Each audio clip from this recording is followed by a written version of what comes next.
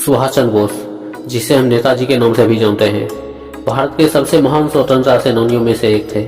उनका जन्म 23 जनवरी 1997 को कटक, उड़ीसा में हुआ था। उन्होंने भारतीय राष्ट्रीय कांग्रेस में एक प्रमुख नेता के रूप में कार्य किया था, लेकिन बाद में उन्होंने अंग्रेजों से भारत की पूर्ण स्वतंत्रता के लिए एक अलग रास्ता अपनाया। उन्होंने आज़ाद हिंद फौज का गठन किया और द्वितीय विश्व युद्ध के दौरान जापान के साथ मिलकर अंग्रेजों के खिलाफ लड़ाई लड़ी। सुभाष चंद्र बोस का जन्म एक धनी बंगाली परिवार में हुआ था। उनके पिता जानकीनाथ बोस एवं प्रसिद्ध वकील थे और उनकी माता प्रभावती देवी एक धार्मिक महिला थे। सुभाष चंद्र बोस ने अपनी प्रारंभिक शिक्षा कटक से प्राप्त की और बाद में प्रेसिडेंसी कॉलेज कोलकाता में दाखिला लिया। उन्होंने 1920 में भारतीय नागरिक सेवा ICS परीक्षा उत्तीर्ण की, लेकिन उन्होंने इसे छोड़ दिया और स्वतंत्रता आंदोलन में शामिल हो गए। सुभाष चंद्र बोस 1920 के दशक से ही भारतीय स्वतंत्रता आंदोलन में सक्रिय थे। उन्होंने भारतीय राष्ट्रीय कांग्रेस में विभिन्न पदों पर कार्य किया और 1938 में पार्टी के अध्यक्ष बने। 1939 में उन्होंने कांग्रेस अध्यक्ष पद से इस्तीफा दे दिया, क्योंकि उन्हें पार्टी के भीतर महात्मा गांधी के अहिंसा दृष्टिकोण से असहमत थे। उन्होंने अंग्रेजों से भारत की पूर्ण स्वतंत्रता के लिए एक अलग रास्ता अपनाया और 1943 में जर्मनी से जापान आए। जापान में सुभाष चंद्र बोस ने आजाद हिंद फौज का गठन किया, जो भारतीय युद्ध बंदियों और दक्षिण पूर्व एशिया में रहने वाले भारतीयों से बनी थी। उन्होंने दिल्ली चलो का नारा दिया और आजाद हिंद फौज ने 1944 में भारत की सीमा में प्रवेश किया। हालांकि युद्ध की बदलती परिस्थितियों के कारण आजाद हिंद फौज को पीछे हटना पड़ा। 18 अगस्त 1945 को ताइवान में एक हवाई दुर्घटना में सुभाष चंद्र बोस की मृत्यु हो गई। उनकी मृत्यु के कारणों को लेकर आज भी विवाद है और कुछ लोग मानते हैं कि वह जीवित है। सुभाष चंद्र बोस एक महान देशभक्त और स्वतंत्रता सेनानी थे।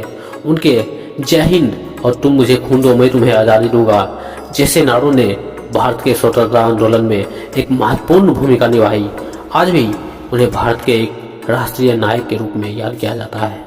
सुभाष चंद्र बोस भारत के स्वतंत्रता संग्राम के अग्रणी नेता तथा द्वितीय विश्व युद्ध के दौरान अंग्रेजों के विरुद्ध लड़ने के लिए जापान के सहयोग से आजाद हिंद फौज का गठन करने वाले और जय हिंद का नारा बुलंद करने वाले महान सपूत थे। उन्हें देशभक्तों का देशभक्त कहा जाता था। उन्होंने तुम मुझे खून दो मैं तुम्हें आजादी दूंगा के नारे द्वारा स्वतंत्रता सेनानियों में आजादी का महामंत्र फूंका था।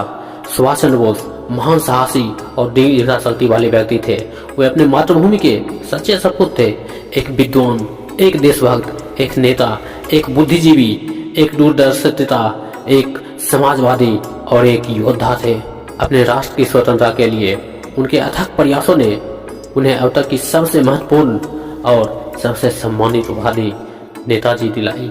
द्वितीय विश्व युद्ध के दौरान बोस ने भारत की स्वतंत्रता के लिए अंतर्राष्ट्रीय समर्थन मांगा। उन्होंने जर्मनी और बाद में जापान की यात्रा की, जहां उन्होंने आजाद हिंद फौज की गठन किया। बोस के शक्तिशाली नारे तुम मुझे खून दो मैं तुम्हें आजादी दूंगा ने हजारों भारतीय को आजाद हिंद फौज में शामिल होने और देश के लिए लड़ने के लिए प्रेरित किया। सुभाष चंद्र बोस के गुरु चित्तरंजन दास, जिन्हें देशबंधु के नाम से भी जाना जाता है, एक भारतीय स्वतंत्रता सेनानी, राजनीतिक कार्यकर्ता और वकील थे और उन्होंने सुभाष चंद्र बोस के राजनीतिक गुरु के रूप में कार्य किया।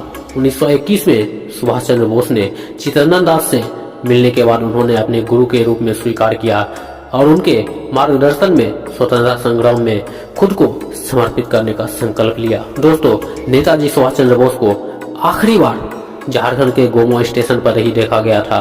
17 जनवरी 1941 को वे यहाँ पर अपने भतीजे के साथ आए थे और सुभाष चंद्र बोस ने साल 1937 में अपनी सेक्रेटरी और ऑस्ट्रेलियाई युवती एमिलिनी से शादी कर ली। इससे उन्हें एक बेटी हुई जिसका नाम अनीता रखा गया था। वर्तमान में अनीता जर्मनी में अपने परिवार के साथ रहती है। 5 देशों की आज़ादी के लिए सुभाष चंद्र बोस ने सन 1943 में सिंगापुर से आजाद हिंद फौज सरकार की स्थापना की। 18 अगस्त 1945 को ताइवान के ताइपोई से उड़ान भरते समय एक विमान दुर्घटना ग्रस्त हो गया तथा कहा जाता है कि सुभाष चंद्र बोस इस एयरक्राफ्ट में सवार हुए थे और वह थर्ड डिग्री बन के शिकार हो गए थे। महान स्वतंत्रता सेनानियों नेताजी सुभाष चंद्र बोस की आज जयंती है। 23 जनवरी